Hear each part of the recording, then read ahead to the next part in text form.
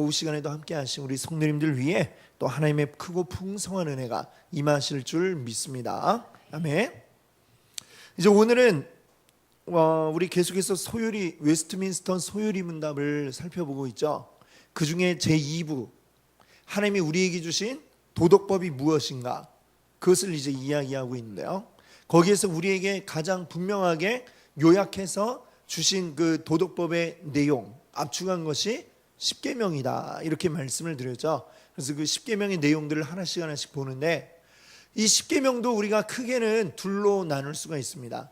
1계명부터 4계명까지, 그리고 5계명부터 10계명까지, 이렇게 4개, 6개로 나눌 수 있는데요. 앞에 4개는 하나님에 대한 부분으로 되어 있습니다. 다른 신을 너에게 두지 말라, 또 우상을 숭배하지 말라, 또 그 다음 뭡니까? 내 이름을 망령되이 일컫지 말라, 여호와 이름을 망령되이 일컫지 말라. 그 다음에 4번째는 뭐였어요? 안식일을 기억하여 거룩히 지키라. 특별히 이 안식일에 관한 문제는 또 중요해서 우리가 2주간에 걸쳐서 안식일에 대한 내용들을 보았고요. 이제 오늘은 이제 그 10계명 가운데서도 그 나머지 2번째 부분, 이 2번째 부분은 이제 5계명부터 10계명인데, 앞에 것이 이제 예수님의 그 말씀으로 치면은 하나님 사랑, 이 뒤에 부분은 이웃 사랑, 이렇게 이야기할 수 있겠죠. 5계명부터가 이제 이웃 사랑에 대한 부분이에요. 사실 사람이 이 땅에 태어나서 제일 먼저 보는 사람이 누굴까요?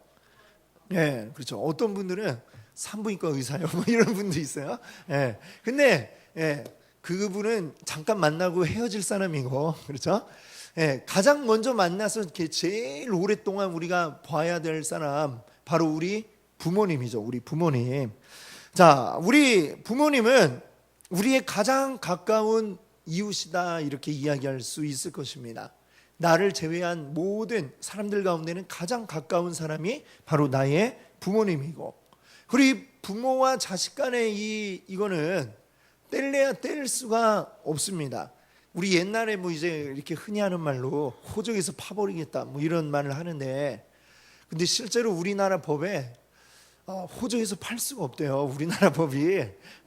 그동안 부모님들이 겁만 주셨던 걸로 그렇게 알아야 되겠어요. 실제로 아무리 호적에서 파고 싶어도 팔 도리가 없답니다. 한번 올라가면 그냥 우리는 평생 부모 자식 이렇게 될 수밖에 없는 거죠. 그러니까 얼마나 이 부모와 자식 간의 관계는 호적을 뭐 다 떠나가지고 이거는 정말 뗄 수 없는 관계 아닙니까? 이거는 한번 이 땅에 태어나서는 이거 끊을래야 끊을 수 없는 그런 관계. 인위적으로 끊으려고 하는 분들도 있지만 그런다고 해서 어디 그게 끊어집니까? 정말 너무나도 부모님은 우리에게 소중한 분들이죠. 나를 있게 해주신 분들이니까. 그래서 이 이웃사랑에 대한 계명 가운데 가장 첫 번째로 우리의 부모에 대한 계명을 여기서 이야기를 하고 있습니다. 자, 그런데 사실 우리가 이것을 좀 뭐 이렇게 편의상 둘로 나누기는 했지만, 하나님 사랑과 이웃 사랑, 이게 뭐가 더 중요하냐 따지면은 예수님이 말씀하실 때도 내 여호와 하나님을 사랑하라 하는 거 하고 내 이웃을 사랑하는 거 하고 말로 해야 되니까 두 개를 동시에 이야기하지 못하니까 하나님을 사랑하라, 이웃을 사랑하라, 이렇게 순서대로 이야기하셨지만, 이게 절대로 이렇게 뭐 높낮이를 따진다면 하나님 사랑이 높고 이웃 사랑은 밑이고 이런 게 아니라 동등한 겁니다. 하나님을 사랑하는 자, 우리 이웃도 사랑해야 된다는 것이죠. 그냥 말을 해야 되니까 동시에 말 못하니까 차례대로 말씀하셨을 뿐이지, 이 두 가지가 다 중요하다. 하나님도 사랑해야 되고, 하나님을 제대로 사랑하면 우리 이웃을 우리가 사랑하는 건 너무나도 당연하다라는 게 우리 주님의 말씀인 것입니다. 그래서 그것을 우리가 기억해야 될 것 같아요. 하나님이 우선이지 막 가정은 내팽개쳐도 된다? 이런 생각은 잘못된 생각이죠. 하나님을 사랑하면, 그러니까 그 뒤에 그 신약 성경에 보면 감독이었나 집사에 대한 그 직분을 가진 자에 대한 권면의 말씀이 디모데서에 나오는데, 거기에 내 가정을 돌보지 못하는 자는 이 자격이 없다. 직분을 받을 자격이 없다는 거예요. 가정은 내팽개치면서 막 하나님 일만 합니다. 그거는 또 굉장히 큰 오해를 하고 있다는 것을 알아야 돼요. 하나님이 너희 가정은 다 파괴되어도 좋다? 절대 이렇게 말씀하신 적이 없어요. 하나님을 사랑하면 더불어 하나님이 주신 우리의 가정도 소중하다는 것을 기억해야 되고요. 그래서 하나님을 사랑하는 만큼 우리 가족도 사랑하고 하나님 사랑하는 그 사랑을 우리 가족들에게도 보여주어야 되는 것입니다. 그것을 우리 잘 기억하기 바라고요. 그 의미로 이제 오늘 또 한번 이 5계명에 대한 것을 한번 보도록 하겠습니다. 이제 여러분 그 소율이 문답이 63문은 우리가 오늘 본문으로 읽었던 바로 그거예요. 제 5계명이 뭐냐? 내 부모를 공경하라고 하는 출애굽기 20장 12절 말씀이 거기에 나와 있습니다. 자, 그러면 여기에서 이 내 부모를 공경하라고 할 때 공경하는 건 그럼 과연 뭐냐? 이 말의 의미를 한번 우리가 생각해 봐야 되겠습니다. 이 공경이라는 말에 이제 원어 성경을 보면 카베드라는 말이 쓰여져 있어요. 카베드의 그 원래 뜻은 뭐냐면 무겁다라고 하는 의미를 가지고 있어요. 무겁다.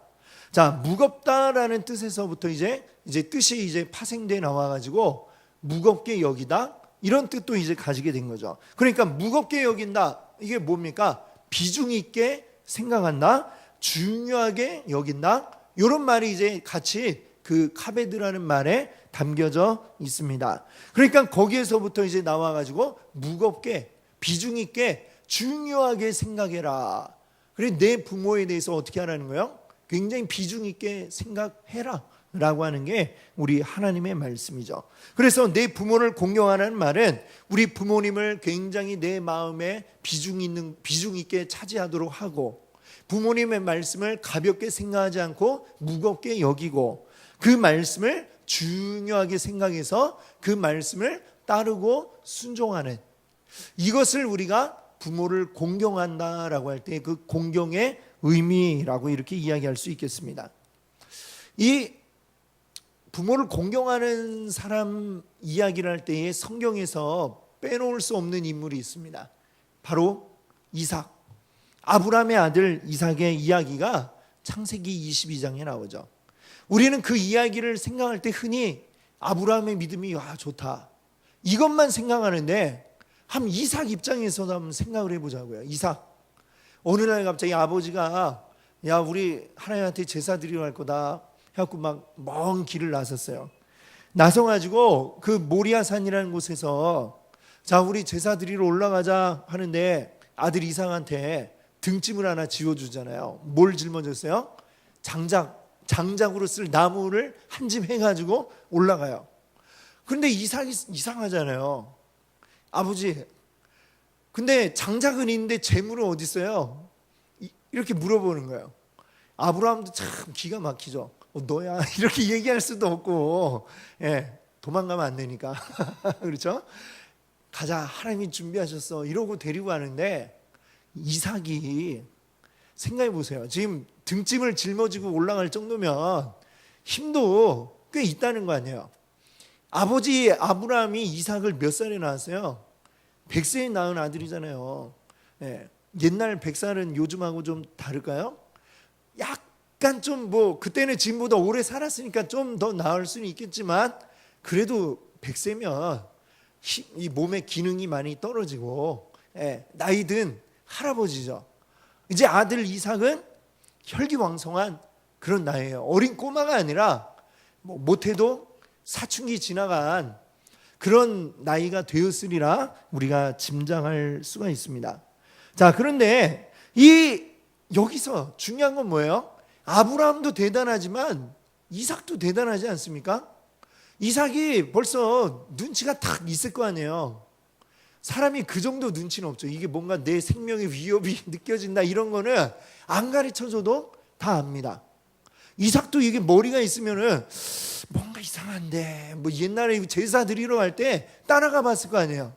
재물도 있고 다 있는데 근데 왜 종들도 다 밑에 있으라고 하고 아버지랑 나만 둘이만 갈까?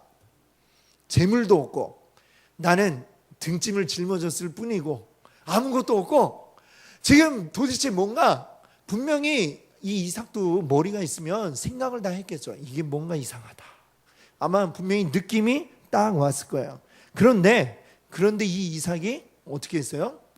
그냥 그 등짐을 짊어지고 묵묵히 따라가는 거예요.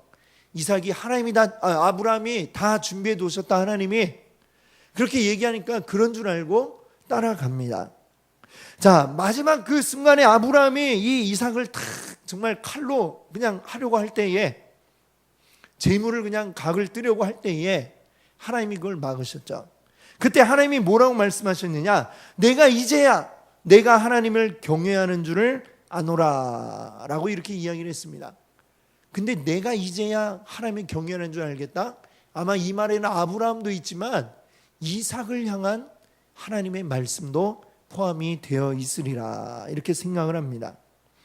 이게 모두가 다 아브라함도 순종한 것이고 이삭도 순종한 것이죠. 설사 내 목숨을 빼앗아간다 할지라도 순종을 하였던 것입니다. 그 절대적인 순종, 나에게 이익이 없어도 하라면 하는, 이게 그냥 어쩔 수 없이 하는 그게 아니라 정말 내 마음의 기쁨으로 받아들이는 이 순종, 이것이 바로 오늘 내 부모를 경외하라, 내 부모를 공경하라라고 할 때에 그 공경, 그리고 그 공경을 다른 말로 뭐라 할 수 있을까요? 경외하는 것, 그리고 그것이 곧 순종이다, 이렇게 이야기할 수가 있겠습니다. 우리는 우리 부모에게 공경하라고 할 때에 이것이 단지 그냥 내 아버지 어머니에게 그냥 말 잘 듣는 거 이것만을 의미하는 게 아니라는 것을 알아야 됩니다. 하나님이 아담과 하와를 만드시며 그에게 가정을 만드셨잖아요. 가정을 이루도록 하셨어요. 가정을 이루어서 자녀를 낳게 하셨죠. 부모는 자녀를 낳아서 아버지의 마음을 아는 겁니다. 우리 아버지 하나님의 마음을 알고, 자녀들은 그 부모를 보면서 또 뭘 배우는 거예요? 하나님께 대한 공경을 배우는 것이죠. 우리 가정 안이 곧 하나님에 대한 모든 걸 배울 수 있는 학교다, 이렇게 이야기할 수가 있습니다. 하나님이 그런 것들을 배울 수 있는 가장 좋은 장소로 우리에게 가정을 허락해 주셨다라고 하는 것이죠. 그렇기 때문에 우리에게는 다만 내 부모를 공경하라라고 하는 말이 우리 육신의 부모만이 아니라 그 부모를 공경함으로써 하늘 아버지를 공경하는 것을 우리가 배워야 한다라는 것을 우리 하나님이 말씀하고 계신 것입니다. 자, 그러면 이 부모에게 공경하고 부모를 경외하고 순종함으로써, 그러면 나는 죽자고 그냥 말만 시키면 들어야만 하고 나에게는 아무 유익도 없는가? 그렇지 않죠. 우리가 부모를 공경할 때에 하나님은 또 우리에게 좋은 것을 주시겠다, 이렇게 약속하고 있습니다. 우리에게 어떤 유익이 있느냐? 자, 5계명 말씀을 한번 다시 보세요. 20장 12절에 자, 뭐라고 했어요? 내 부모를 공경하라. 그렇게 하면 뭐라고 했죠? 같이 읽어볼까요? 내 하나님 내 생명이 길리라. 그렇습니다. 그렇게 하면, 내 부모를 공경하면 너희 하나님 여호와께서 너에게 준 이 땅에서 너희의 생명이 길리라 라고 말씀하고 있습니다. 하나님이 주신 땅에서 오래 살 것이다, 이렇게 이야기하죠. 자, 이것을 에베소서에 가면 더 자세히 설명하고 있는데 같이 한번 찾아볼까요? 에베소서 6장입니다. 우리 신약으로 오셔서 에베소서 6장,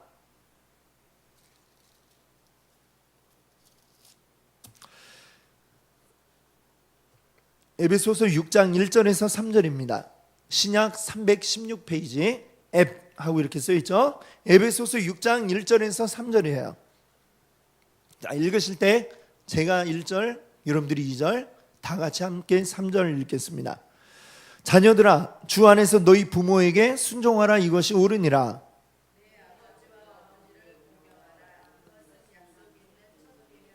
함께합니다. 이로써 내가 잘되고 땅에서 장수하리라. 아멘. 아까 그 출애굽기 10계명 가운데서는 뭐라고 했냐면 내게 준 땅에서 내 생명이 길리라, 이렇게 얘기했죠. 또 여기 에베소서에서는 뭐라고 그랬어요? 장수하리라 라고 이렇게 얘기하고 있습니다. 자, 내가 잘 되고 장수하리라. 자, 이 말, 이 원래 이제 쓰여진 그 또 역시 또 히브리어 이 원문을 보면은 어떤 말이 나오고 있냐면 아라크라고 하는 말이 나오는데, 아라크의 또 뜻은 뭐냐면 계속해서 길어지다, 이런 뜻을 가지고 있습니다. 오래 머문다, 오래 산다. 이게 이제 아라크라는 말이에요. 그게 우리에게 장수하리라, 이렇게 지금 번역이 되어 있습니다. 그리고 에베소서에 있는 그 말의 원뜻은 잘 된다, 기쁘게 한다, 뭐 이런 말을 가진 단어라고 그래요. 형통한다, 뭐 이런 뜻이죠. 자, 그러니까 단순히 어떤 우리가 수명이 길어지는 거 요것뿐만이 아니라 우리가 하는 모든 일들이 잘 되고 형통하게 된다. 사실 우리 사람이 오래 못 사는 이유가 뭡니까? 우리가 자꾸 병에 걸린 이유가 뭐죠? 요새 만병의 근원, 뭐가 만병의 근원이에요? 스트레스. 그렇죠. 피로, 스트레스, 이런 건데, 사실 이 스트레스가 그냥 5만 가지 병을 우리에게 만들어내지 않습니까?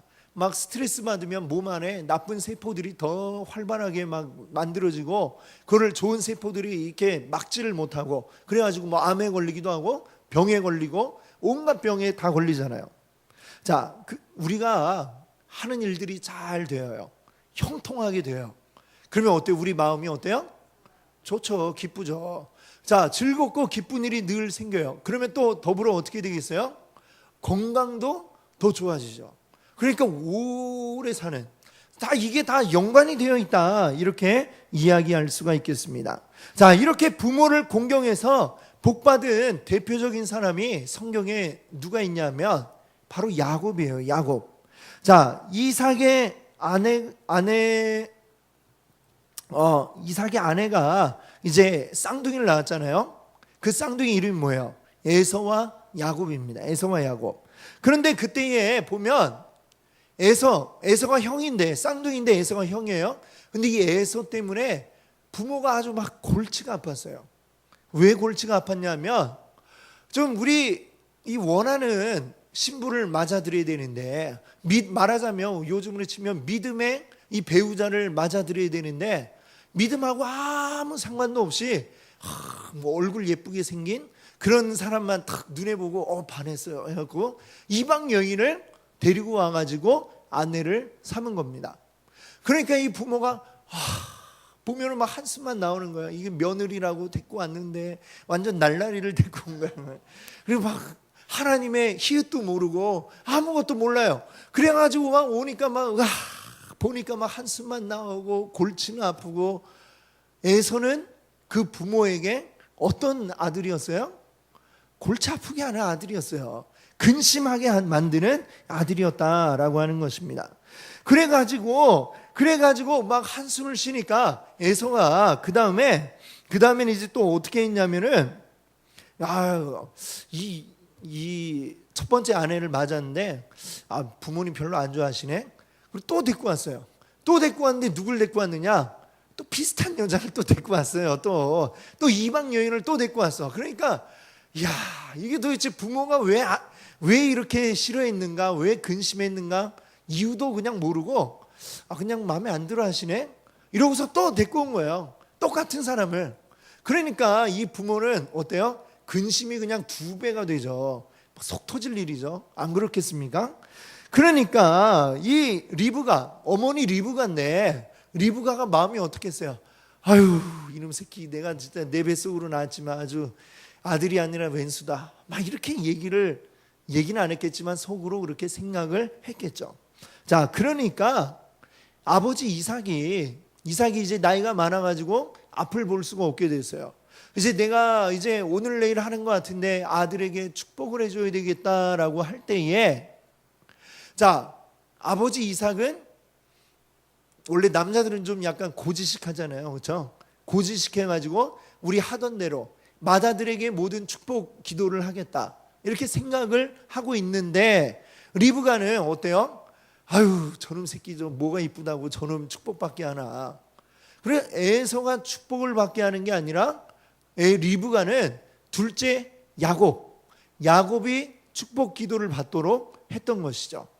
형님하고 전혀 다른데 아버지가 고기를 잡아와라, 나가서 짐승을 사냥해갖고 그걸 가지고 맛있는 요리를 해갖고 오면 내가 기도해 줄게 이러니까 그 틈에 이 엄마가 몰래 그 이야기를 듣고서 둘째가 축복을 받게 하려고 둘째를 위해서 양을 잡아갖고 맛있게 요리하고 그다음에 들키지 않게 형 에서는 막 굉장히 우락부락하고 굉장히 남성미가 넘치는 사람이었나 봐요.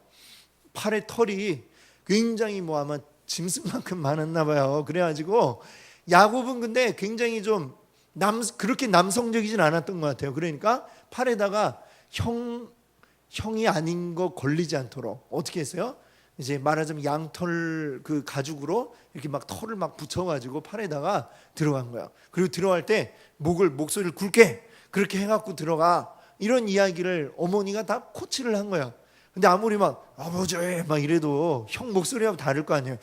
이상한데 너 에서 맞냐? 팔 내놔봐.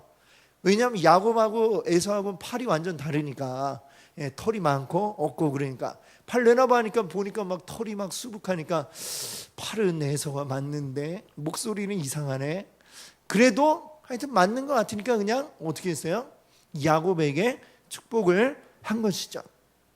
자, 여기에서 우리가 볼 게 뭐예요? 왜 어머니 리브가는 왜 야곱이 그 장자가 받을 복을 받게 하였는가? 부모님 말씀 안 듣고 그냥 부모의 마음도 모르고 지 멋대로 하는 그런 사람에게 계속해서 이 복을 전해줄 수가 없는 것이죠. 하나님으로부터 내려오는 이 축복권은 뭐예요? 이게 뭐냐, 육신의 형 아우 이걸 떠나서 잘 따르고 순종하는 자, 부모의 말을 잘 따르고 순종하는 자가 어떻게 할 수 있어요? 하나님께도 순종할 수 있죠. 육신의 부모에게도 순종하지 못하면, 예수님이 그러시잖아요. 네 눈에 보이는 사람에게도 못하는데 어떻게 보이지 않는 하나님을 사랑하겠느냐, 이 말씀하지 않습니까? 그와 똑같죠. 네 앞에 있는 부모 말도 순종 안 하면서 무슨 하나님 말씀을 순종한다고 그래. 그렇게 얘기하면 거짓말인 거죠. 지금 내가 하는 걸 보면 하나님한테 어떻게 할지가 다 드러나는 거죠. 그래서 하나님은 우리에게 먼저 내 부모를 공경하라라고 이렇게 말씀하고 있는 것입니다. 자, 그러면 이 소요리 분담에서 이야기하는, 지금 이 10계명의 5계명에서 이야기하는 설명에 나오는 이 부모는 그러면 나를 낳아준 그 부모만을 이야기하느냐? 그렇지 않습니다. 자, 64문과 65문을 한번 볼까요? 제가 질문을 읽을 테니까 여러분이 답을 읽어주세요. 64문입니다. 제5계명에서 요구하는 것은 무엇입니까?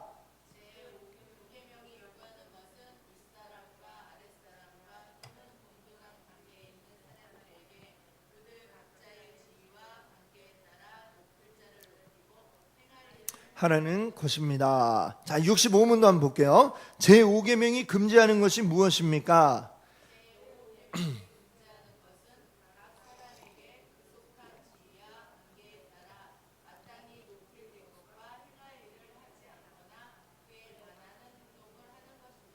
아멘. 자, 64문과 65문을 보니까 64문에서 뭐라고 그래요? 5계명이 요구하는 건 단지 아버지, 어머니에게만 공경하라는 게 아니라 누구에게도 하래요? 윗사람과 그 다음에 또 아랫사람과 또는 동등한 관계에 있는 사람들에게 각자의 지위와 관계에 따라 높일 자를 높이고 행할 일을 하라라고 이렇게 이야기하고 있습니다. 자, 어떻게 보면 그래, 윗사람한테 잘하는 거 이거는 좀 이해가 돼요. 그렇죠? 근데 여기 윗사람한테만 이야기하는 게 아니라 내 아랫사람, 또 나와 동등한 자들까지도 언급을 하고 있어요. 이게 좀 신기하지 않습니까? 자, 이게 무슨 얘기일까요? 나보다 윗사람이거나 아랫사람이거나 또는 나와 동급이거나, 사실은 이 모든 사람들이 다 어떻습니까? 지금 우리는 이 5계명이 어디에서 지금 뭐예요? 이웃 사랑에 대한 것에 첫 계명으로 나온 게 지금 5계명이잖아요. 우리 이웃이 누구냐?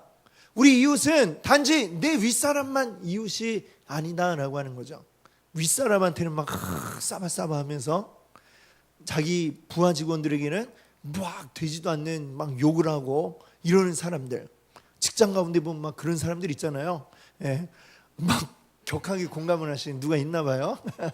그런 사람들이 보면 있어. 근데 그런 것들이 그럼 윗사람한테 잘했으니까 내 부모도 아니지만 부모처럼 공경했어요 하면 그게 내가 잘 말씀대로 한 거냐? 그렇지 않다는 것이죠. 자, 뭡니까? 우리 윗사람뿐만 아니라 아랫사람 또는 나와 동등한 자격을 가진 모든 사람들 다 누구예요? 하나님의 입장에서 보면 모두가 다 하나님의 사랑받은 자들입니다. 나만 하나님의 사랑을 받는 게 아니라 이들도 역시 하나님의 큰 사랑을 받는 자들이에요. 하나님의 사랑받은 내가 귀한 존재라고 한다면, 그렇다면 나만 귀한가요? 네. 나만 우리 집에 가면 귀한 자식이고 남은 천한 자식이에요? 아니죠. 내가 귀하면 남들도 다 귀한 거고, 똑같은 아버지, 똑같은 하나님이 우리를 사랑하고 계시다라는 것이죠. 그렇다면 내가 존중받아야 되는 만큼 다른 사람들도 역시 존중받음이 마땅하다라고 하는 것을 이야기하고 있습니다. 자, 이 부분이 지금 이제 우리는 소요리 문답인데요. 대요리 문답에도 보면 이와 관련된 부분에 좀 더 이제 나오는 것들이 있더라고요. 그리고 지금 이제 65문에 금지되는 여기를 보세요. 65문이 아니고 그 대요리 문답에 뭐라고 나오냐면 윗사람이 아랫사람에게 해서는 안 될 일 가운데 뭐라고 이야기를 한 게 있냐면 제가 읽어드릴게요. 요구되는 의무를 소홀히 하는 것 외에도 자기 자신의 영광, 안일, 이익 혹은 즐거움을 지나치게 추구하는 것, 이런 것이 금지되어 있다라고 이야기합니다. 윗사람이 아랫사람에게 해서는 안 될 일. 다시 한번 생각해 보세요. 자기의 영광, 안일, 이익 혹은 즐거움을 지나치게 추구한다. 나 이거 좋아하니까 막 너도 따라와. 회사에 뭐 그런 경우들 있다고 하대요. 저는 회사 안 다녀봤지만 부장님이 다 이번 주 일요일 날 뭐 하나 등산 좋아하면은 모든 직원들이 다 등산복으로 딱 갈아입고 일요일 아침에 딱 집합을 해가지고 가야 되고, 부장님이 테니스를 좋아하면 밑에도 전부 다 테니스 쳐야 되고, 뭐 이런 거 있잖아요. 이런 것들이 좋은 일이냐? 우리 성경적으로는 해서는 안 될 일로 금지되어 있는 것이다 라고 하는 것이고, 그게 어디에서 요구한다는 거예요? 사실은 내 부모를 공경하라라고 하는 계명 속에 이런 것들이 다 포함되어 있다는 것이죠. 그 원리는 우리 부모를 공경하듯이 우리 부모와 같이 존중받아야 될 자들이 내 윗사람뿐만이 아니라 부모를 떠나서 나의 윗사람들도, 그리고 내 아랫사람, 나와 동등한 모든 이 땅에 존재하는 모든 자들이 하나님의 사랑받은 자들이다 라는 사실을 우리가 알고 있으면 누구에게도 우리가 함부로 할 수 없다라고 하는 것입니다. 사실 그러니까 아까도 우리 오전에도 뭐 인권 얘기를 했습니다만, 이 인권이 누가 제일 먼저 얘기를 한 거예요? 성경이 사실은 얘기를 하고 있는 겁니다. 성경이. 이 세상이 전부 다 막 남을 짓밟고 착취하고 억압하고 그렇게 살아가던 그 시대에, 이때가 언제예요? 지금으로부터 무려 약 4,000년, 5,000년 전의 이야기입니다. 우리나라로 치면은 고조선도 아직 생기기 이전에 그때에 지금 이런 이야기를 하고 계셨던 거예요. 상상이 됩니까? 그 시대에 이런 사람 모두가 다 존중받아야 된다라는 이런 이야기를 그 시대에 어디에서 누가 했겠어요? 그 시대 사람들 누가 이거를 머릿속으로 생각이나 했겠어요? 사람 위에 사람 없고 사람 밑에 사람 없다. 이 이야기가 나온 게 정말로 인류 역사 가운데 아주 최근의 이야기입니다. 근데 성경이 그것을 몇 천 년 전에 이미 하고 있었다. 이게 사람의 머리에서 나온 걸까요? 아니죠. 하나님이 우리에게 주시지 않았으면 이런 개념이 어떻게 생겨날 수도 없던 바로 그러한 시대였다라고 하는 것입니다. 자, 오늘 마지막으로 생각해 보고자 할 게 있습니다. 그러면 내 부모를 공경하라고 그랬는데, 내 부모에게 순종해야 된다라고 했는데 어디까지 순종해야 되느냐? 이 부분을 이야기를 해보려고 그래요. 어디까지 따라야 되느냐? 만약 우리 부모님이 하나님 믿지 않아요. 그래서 저에게 얘기를 합니다. 너 일요일 날 맨날 어디 가는 거야? 가지 말고 오늘 남아서 일해. 집에서 일해. 딱 이렇게 얘기를 했어요. 그러면 그것도 부모에게 순종해야 되니까 따라야지 하고 교회를 안 간다. 이건 어떻게 될까요? 부모님 말은 따랐을지 모르지만 더 높으신 하나님 말은 따르지 않는 게 되니까 결국에 이거는 올바른 순종이 아니게 되겠죠. 예, 그렇게도 이야기할 수 있고, 자, 어느 선까지 그럼 우리가 부모의 말을 따라야 되느냐? 부모에게 순종한다는 것의 대전제는 하나님의 말씀 안에서 순종해야 된다라는 사실을 알아야 됩니다. 하나님이 요구하시는 그 안에서 하나님의 법을 어기게 만들고 만약에 나로 하여금 죄짓게 만드는데 그것을 부모에게 순종해야지 어쩔 수 없네 하면서 순종하는 거, 순종이 아니라 죄짓는 것이지 그것은 순종이 아니다라고 하는 것을 알아야 되겠습니다. 간혹 이렇게 뉴스 같은 데 보면 부모가 자녀에게 나쁜 일을 시키는 뭐 이런 부모들도 나오더라고요. 나쁜 일을 시켜요. 그 부모가 나쁜 사람이라 그러겠지만, 그런데 그렇다고 내 부모가 시켜서 했지 제가 하고 싶어서 한 건 아니에요 한다고 해서 그 죄가 없어질까요? 똑같이 죄가 될 것입니다. 우리가 부모의 말씀에 순종해야 되지만 그것은 어디까지나 우리 하나님 안에서, 주님의 말씀 안에서, 주님의 말씀이 허용하는 범위 안에서 우리의 부모를 순종해라 라고 하는 것입니다. 부모님이 우리 아들 고3인데 공부해야지 이렇게 얘기를 해요. 하나님 대학 가서 믿어라 이렇게 얘기를 해요. 그걸 따라야 됩니까? 그걸 따르면 당연히 안 되는 거죠. 하나님을 믿고 하나님도 모른 채 열심히 공부해갖고 대학 가면 뭐합니까? 1년 동안 쉬면은 1년 후에 다시 옛날 상태로 촥 가게 됩니까? 우리 믿음은 떨어지면 그냥 안녕 끝나는 것이지, 믿음은 딱 이렇게 이 상태로 머물러 있다가 끊었다가 다시 1년 있다가 똑같은 상태에서 시작한다? 그런 것은 있을 수가 없는 것이죠. 내 인생에 내 대학 입시 그것을 더 중요하게 여겨가지고 하나님을 끊어버렸으면 하나님도 그래? 나도 너를 끊어야 되겠다. 아마 이렇게 하실지도 모르는 거죠. 하나님보다 내가 대학 입시를 더 중요하게 여겼다는 증거 아닙니까? 그래서 그런 이야기들은 순종을 해서는 안 된다라고 하는 것입니다. 우리 모든 순종의 범위는 하나님 말씀 안에서, 하나님을 사랑하는 범위 안에서, 하나님이 기뻐하시는 그 일들 안에서 우리의 부모에게 순종하라 말씀하고 있는 것입니다.